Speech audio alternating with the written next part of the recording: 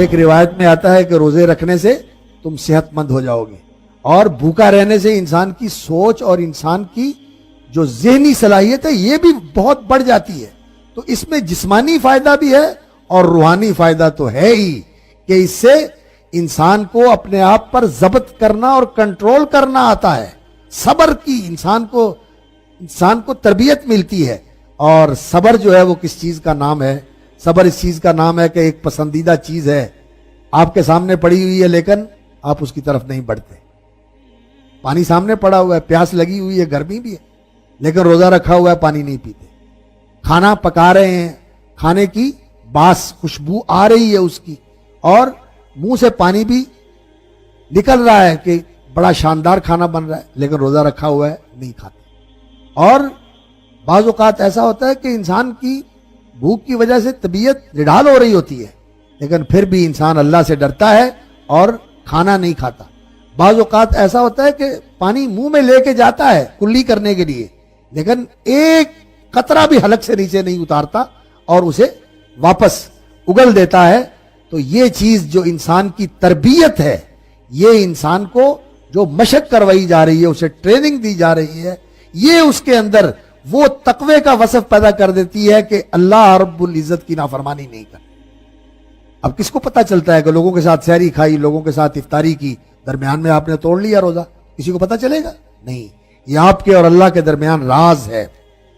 اس لیے یہ چیز جو ہے یہ انسان کی تربیت کرتی، روحانی تربیت کرنے والی ہے۔ اور کھانے کی خواہش، پینے کی خواہش، یہی ہے جو انسان کی سب سے بڑی خواہش ہے، جس کے لیے انسان سارے حلال و حرام کی تمیز چھوڑ کر کہتا ہے جی پیٹ بھرنا چاہیے، اور انسان کے حلق میں پانی اترنا چاہیے کہ انسان کی زندگی برقرار رہے۔ لیکن یہ چیز بتاتی ہے کہ جب اللہ کے لیے تم نے حلال چھوڑ دیا ہے تو تمہیں اس کے لیے حرام بھی چھوڑ دینا چاہیے۔ یہ روزہ انسان کو اس روزے کے لیے تیار کرتا ہے جو محرمات اور منہیات سے انسان نے اس زندگی میں رکھنا ہوتا ہے، کہ جتنی اللہ رب العزت کی حرام کردہ چیزیں ہیں انسان ان سے روزہ رکھ لے، روک لے۔ صوم کا معنی عربی میں ہوتا ہے روکنا، امساک، اپنے آپ کو روک لینا۔ تو انسان اپنے آپ کو روکے اللہ کی محرمات سے، منہیات سے، گناہوں سے، اور جو چیزیں بھی اسلام کے اندر ممنوع ہیں ان سے اپنے آپ کو بچا کے رکھے، روک کے رکھے۔ اور دوسرا انسان کا جو جذبہ ہے وہ انسان کا جنسی جذبہ ہے، مردوں میں بھی عورتوں میں بھی۔ یہ بڑا منہ زور جذبہ ہے، یہ انسان کو بے لگام کر دیتا ہے، یہ انسان اس کے ہاتھوں بے قابو ہو جاتا ہے اور بے بس ہو جاتا ہے۔ لیکن یہ ایسا عمل ہے جو اس کی بھی تربیت کرتا ہے اور انسان کو کنٹرول کرنا سکھاتا ہے کہ جائز اور حلال موقع ہے، جگہ ہے، لیکن میاں بیوی ایک دوسرے سے الگ رہتے ہیں، ایک جگہ رہتے ہوئے ایک دوسرے سے الگ رہتے ہیں، اور اپنے آپ کو کنٹرول کرتے ہیں، ضبط کرتے ہیں۔ ضبط نفس اور سیلف کنٹرول اور اپنے آپ کو مضبوط رکھنا، یہ چیز ایسی ہے جو انسان کو گناہ سے بچاتی ہے اور نیکی کے اوپر لگاتی ہے۔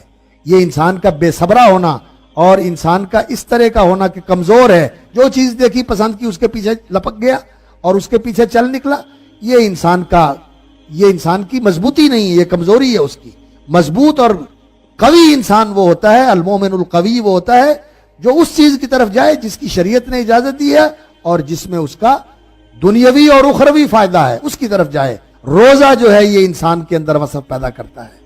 تو اللہ رب العزت نے تقوی کے لیے کہ ہمیں تقوی اختیار کرنا آ جائے، اس روزے کے عمل کو ہمارے لیے لازم قرار دیا ہے کہ 1 مہینہ مسلسل روزے رکھو۔